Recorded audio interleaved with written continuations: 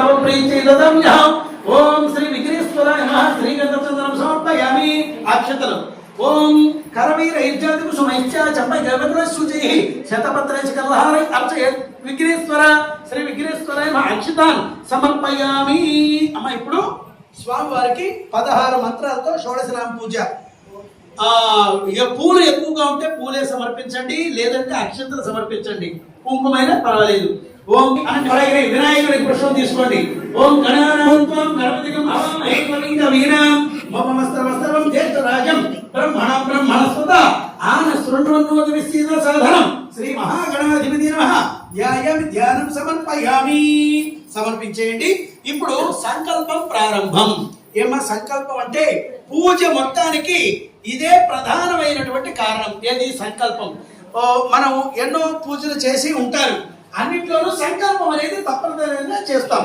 ఇందులో నక్షత్రము గోత్రము మన పేరు ఇవన్నీ చెప్పుకోవాలి ఎందుకయ్యా ఇవన్నీ చెప్పుకోవాలంటే మాకు ఈ కోరిక తీరాలి భగవంతుడా అని మనం ఆ సంకల్పం చెప్పి ఆ ఫలితాన్ని మాకు ఇవ్వయ్యా అని మనం కోరుకుంటాం కొంతమంది అంటారు ఏమంటే మాకు ఏ కోరిక లేదంటే భగవంతుడు మోక్షం చాలు అది కూడా ఓ కోరికే కాబట్టి మనకి ఎలాంటి కోరికలైనా సంకల్పం వల్లనే తీరుతాయి ఈ పూజ ద్వారా ఇక్కడికి వచ్చిన పెద్దవాళ్ళందరికీ చిన్న వాళ్ళందరికీ నమస్కారాలు గురు బ్రహ్మ గురు విష్ణు గురుదేవ మహేశ్వర గురు సాక్షాత్ పరబ్రహ్మ తస్మై శ్రీ గురువే నమః.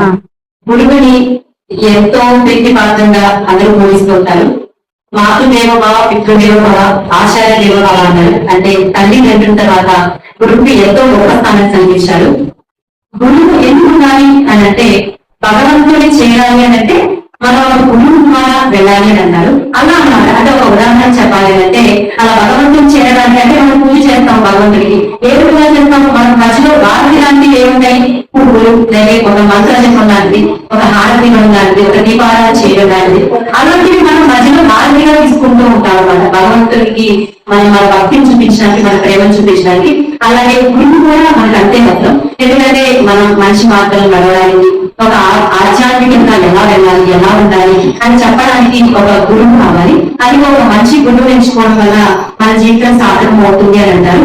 అందుకే గురువు ద్వారా భగవంతుని చేరాలి అని అంటారు. మా గురువు గారు దాన్ని ఇంత బాగా డెవలప్ చేసి ఎంతో కృషి చేస్తున్నారు. ఎంతో మంది ఎన్నో మాట్లాడుతున్నారు. అయినా సరే గురువుని వదిలిపెట్టకుండా దాన్ని సాధన చేస్తూ ఆధ్యాత్మికంగా మనందరినీ కూడా నడిపిస్తున్నారు ఆధ్యాత్మికంగా. అలాంటి ఒక మంచి గురువు దొరికినందుకు మనకు చాలా చాలా సంతోషం ఉంది. మన గురువు గారు చిన్న సత్కారం చేయడం జరిగింది. సన్మానం చేయడం చాలా చాలా సంతోషంగా ఉంది. ఒకసారి ఇప్పుడు కృష్ణ కుమార్ గారికి మాట్లాడతారు. గురువు అనేది అందరికీ ఉండాలి. ఎందుకంటే అనుభవం చూస్తా ఉంటే మనకు తెలుస్తానట ఎలా చేయాలి ఏం చేయొచ్చు ఏం చేయకూడదు అనేది ఆ మెథడ్ ద్వారా తెలుసుకోవాలి. మేము కూడా మెథడ్ ద్వారా మా గురువుల ద్వారా తెలుసుకున్నదే మీరు చెప్పడం జరుగుతుంది.